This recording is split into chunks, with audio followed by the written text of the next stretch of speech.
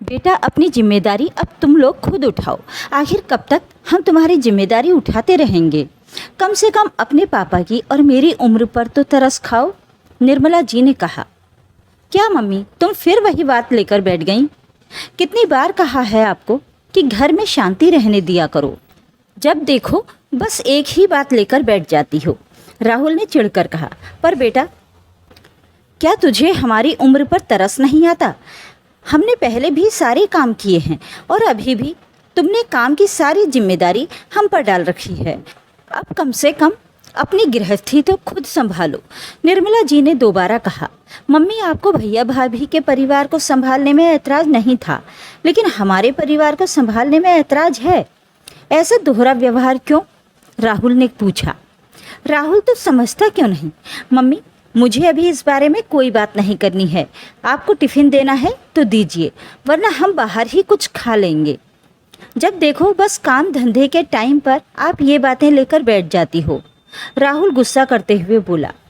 पर बेटा, अगर बहू मदद नहीं कर सकती तो कम से कम एक काम वाली तो लगा लो, ताकि मुझे कुछ मदद मिल जाए।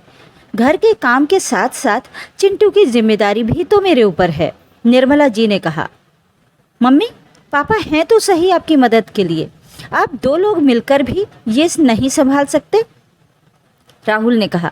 राहुल, मुझे देर हो रही है, चलना है तो चलो, वरना मैं कैब से रवाना हो जाऊंगी।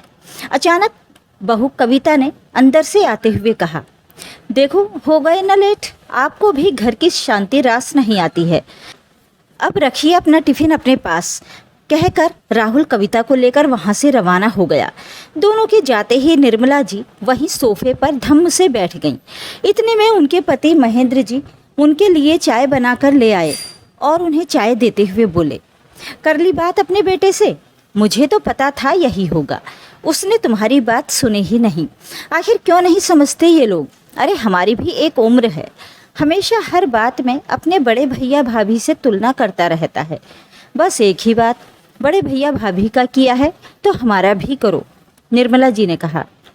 अरे तुम पहले चाय तो पियो, ये सब बात बाद में कर लेंगे, कहकर महेंद्र जी उन्हें चाय देकर अपनी चाय लेकर बैठे ही थे कि इतने में चिंटू के रोने की आवाज़ आ गई। लो पी लो चाय, निर्मला जी ने कहा और उठकर चिंटू के पास चली गई। महेंद्र जी वहीं सोफे पर बैठकर सोचने लगे, कुछ ना कुछ तो अब करना ही पड़ेगा, भला ऐसे कैसे काम चलेगा। बेटे बहू तो नौकर रखने के पक्ष में भी नहीं थे और उनकी उम्र का लिहाज भी नहीं कर रहे थे। महेंद्र जी और निर्मला जी के दो बेटे बहू थे। बड़े बेटे बहू ललित और आरती दूसरे शहर में रहते थे, जो नौकरी के कारण दूसरे शहर में 8 साल पहले ही शिफ्ट हुए थे। इससे पहले वो लोग यहीं महेंद्र जी और निर्मला जी के पास रहते थे। तब राहुल की शादी नहीं हुई थी। ललित और आरती की शादी समय पर हो गई थी। उनके 2 जुड़वा बच्चे थे। आरती भी नौकरी नहीं करती थी, इसलिए उस समय निर्मला जी और आरती ने मिलकर सब कुछ संभाल रखा था।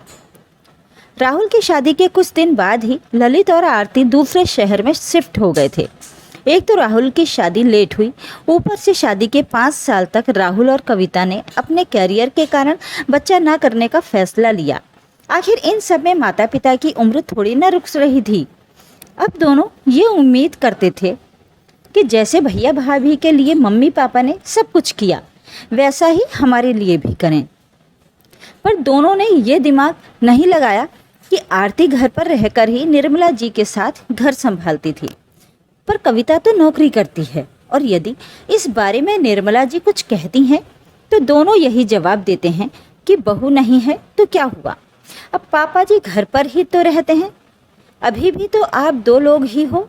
खैर, शाम को जब राहुल और कविता घर पहुंचे तो महेंद्र जी अपना और निर्मला जी का सामान पैक करके तैयार थे।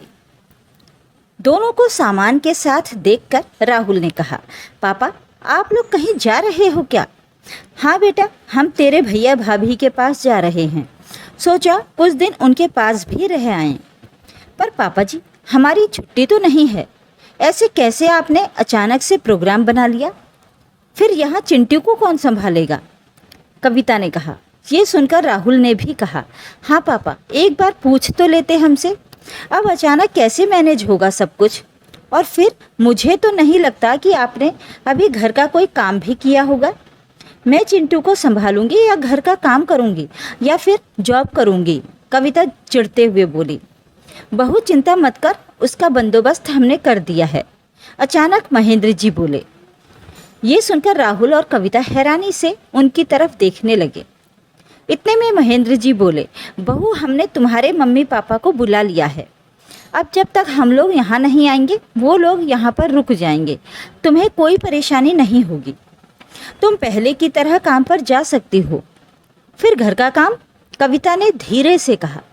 कोई बात नहीं बहू, तुम्हारी मम्मी कर लेंगी, वो तो वैसे भी उम्र में मुझसे छोटी हैं, चुटकियों में काम निपटाएंगी। आखिर उन्होंने तुम्हारे भैया भाभी का भी किया है तो तुम्हारा भी कर देंगी, निर्मला जी ने कहा। अरे अब चलो भी, देर हो रही है हमें, समधी समधन जी आ जाएंगे, हमारी बस का समय हो गया है, महेंद्र जी ने कहा तो निर्मला जी उनके साथ रवाना हो गईं। इधर जब कविता के मम्मी पापा घर पर आए तो कविता और राहुल किस मुंह से उन्हें घर के काम के लिए कह दें। इसलिए जब उसकी मम्मी चिंटू को संभाल रही थी तो कविता ने जैसे तैसे करके खाना बनाया। जैसे तैसे चिड़चिड़ाते हुए कविता ने रात का काम निपटाया। दूसरे दिन सुबह भी सब कुछ गड़बड़ हो रहा था क्योंकि सारा काम कविता को ही करना था। आखिर मम्मी फिर भी किचन में थोड़ा बहुत काम संभाल रही थी, पर उनसे भी जितना हो पा रहा था उतना ही कर रही थी। आखिर अपने घर में तो आपको काम का पूरा अंदाज़ा होता है, पर दूसरों के घर में वक्त लगता है। लेकिन 2 दिन में ही उसके मम्मी पापा को अच्छे से अंदाज हो गया कि घर कौन संभालता है। आखिरकार जब तीसरे दिन सब्र का बांध टूटा तो राहुल और कविता आपस में ही लड़ पड़े। दोनों को लड़ते देखकर उसकी मम्मी डांटते हुए बोली, ये क्या हरकत है, अपने ही घर का काम तुम दोनों को बोझ लग रहा है। तो क्या करूं मम्मी, इनके मम्मी पापा ने जानबूझकर ये सब किया है। अचानक भैया भाभी के घर जाने का फैसला कर लिया, ये जानते हुए भी कि मैं नौकरी करती हूँ, यहाँ घर भी संभालना होता है, बच्चा भी संभालना होता है, आखिर अकेले कैसे करूँगी, कविता बिफरते हुए बोली। वैसे ही करोगी जैसे तुम्हारे सास ससुर अकेले करते हैं। शर्म नहीं आती तुम लोगों को, इस उम्र में उनसे अकेले सारा काम करवाते हुए। अरे दोनों मिलकर कमाते हो तो क्या घर में नौकरानी नहीं लगा सकते। जब तुम जैसे जवान लोगों को ये सब बोझ लग रहा है तो बेचारे वो बुजुर्गों को बोझ नहीं लगता होगा, पापा ने डांटते हुए कहा। पर उन्होंने भैया भाभी का भी तो अकेले ही किया है। अचानक राहुल और कविता के मुंह से एक साथ निकला, अरे तब उनकी उम्र कुछ और थी, अभी उनकी उम्र कुछ और है। आखिर जब पापा मम्मी ने डांटा तो दोनों को अपनी गलती का एहसास हुआ और उन्होंने घर में काम करने वाली रख ली। आखिर 1 सप्ताह बाद जब महेंद्र जी और निर्मला जी घर आए तो घर में कामवाली को देखकर खुश हो गए। आखिर राहुल और कविता ने अपने किए के लिए माफ़ी मांग ली।